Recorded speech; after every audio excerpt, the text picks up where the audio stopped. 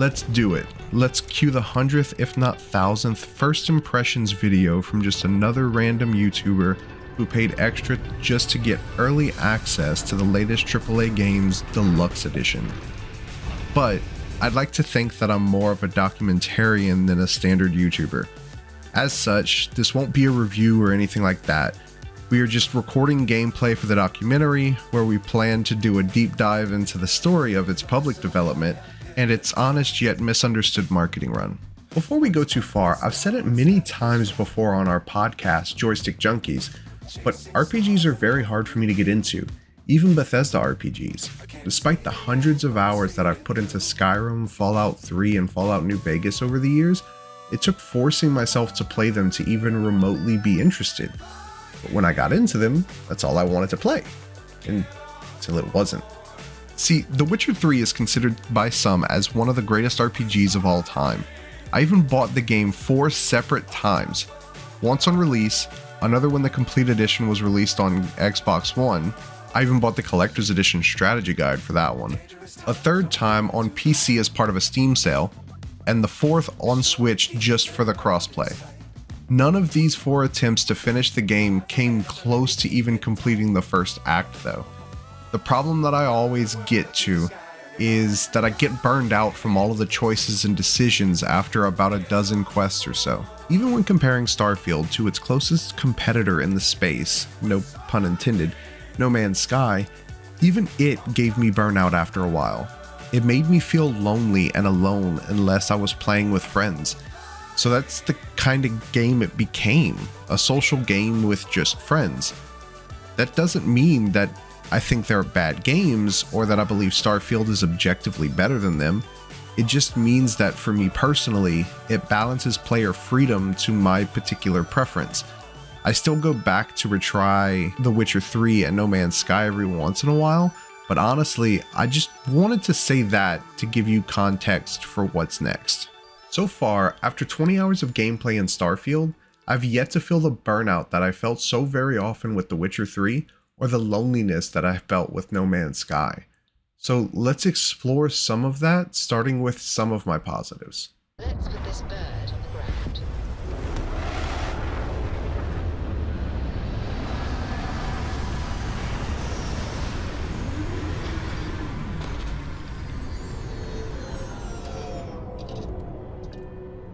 The gunplay in Starfield is surprisingly good if I'm being honest. Nowhere near the likes of the greats like Ground Branch, 6 Days in Fallujah, or blech, Call of Duty, but a much bigger improvement over Fallout 4. Not to mention the fact that a lot of these gunfights take place on different planets, or even moons where a single jump can send you a good 12 to 15 feet into the air. Not to mention the zero-G fights.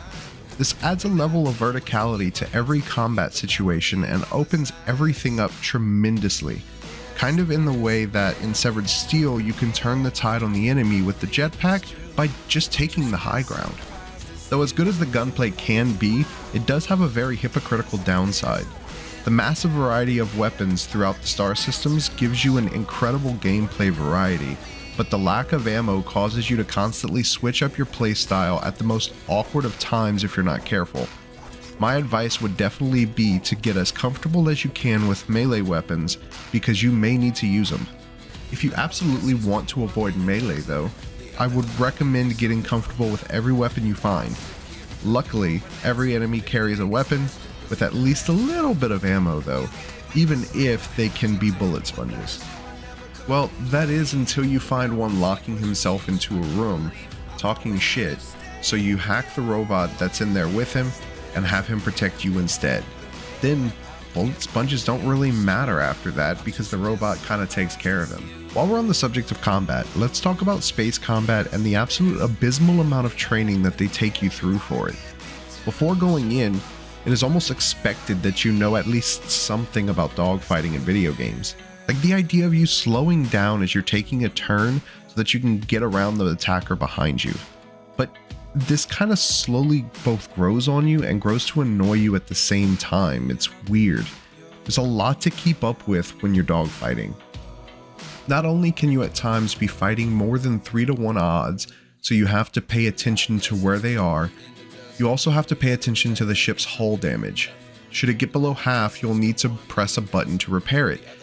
Now, much like medkits work to repair your body, you need to repair your ship with repair parts mid-fight. Make sure that you are nowhere near empties of these little buggers because it will get annoying. Luckily, space isn't all bad in dangerous combat. You do have chances for random, happy-go-lucky little encounters like this.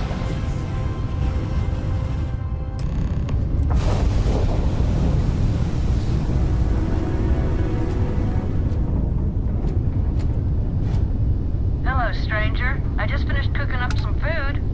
If you want to come on over, just pop on by.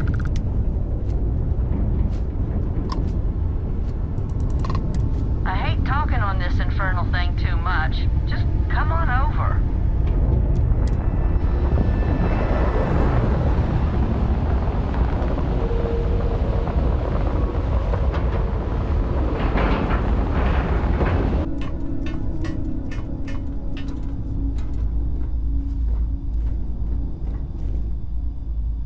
Well, hello. Was hoping you'd drop by. The worst part of space travel is having to eat alone. I used to eat with my better half every meal until he passed. I've got plenty. I hope you're hungry. But while these fun encounters are so few and far between, make sure to be ready for anything and everything that space will throw at you. I recommend one of the first perks that you put a point into is the targeting control systems perk to, well, target individual systems on an enemy ship. This will help you control the flow of battle by being able to disable 1 or 2 targets for a limited time while you take out the third. As someone who has played No Man's Sky, Elite Dangerous, and now Starfield, I would like to say that I love the modularity of shipbuilding. It allows you to really make your Millennium Falcon dream that you had as a kid come true, and I really can't wait to see what comes out of the community now that the game is out and money cheats do actually work. The downside is that the customization is not limitless. You cannot have 2 or more of the same modules like power reactors or shield generators to cheaply double the capacity. Not only that, but not everything is attachable to everything, but it's pretty universal, all things considered. I've always considered Bethesda RPGs as RPG lights due to the general lack of compelling overall story. But for me, what they lack in story, they more than make up for in world building, and honestly, much like Baldur's Gate 3 has done for me, Starfield has kept me engrossed throughout the entire 20-hour experience so far. I mean, the only time that I found myself putting it down was to either write my thoughts down, take care of my dog or partner, cook dinner, or just from general COVID tiredness. Yes, believe it or not, all of this was written and worked on while I had the good old vid. So sorry for the voice cracks if there are any. In conclusion, I'm far from the target audience for these games, and I can say that I'm thoroughly enjoying it, and all of its Bethesda trademarked bugs and its random floaty characters for no good reason at all. After it happens in every one of their games, you would think that they would have found a way to prevent it. Now, it's not a perfect game by any means.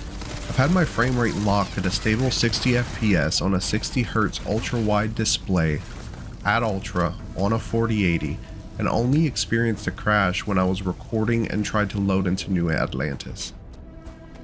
That place is a resource hog if you were recording video on the same PC as you're playing it, let me tell you. Other than that, and the occasional same goofy bugs that Bethesda is already known for, I had no real issues. I went into it with little to no expectations. Hell, the only reason that I bought the controller and headset was because I needed a new one and already have a white aesthetic coming along.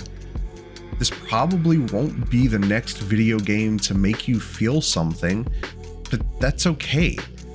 Might not be game of the year, and that's okay too. As long as you enjoy it and you get your $70 fucking out of it, then that's fine. Because honestly, at this point in life, I've come to realize that's all that really matters. Do you have fun with it? And can the game make you feel like you've got your money's worth? Everything else doesn't matter.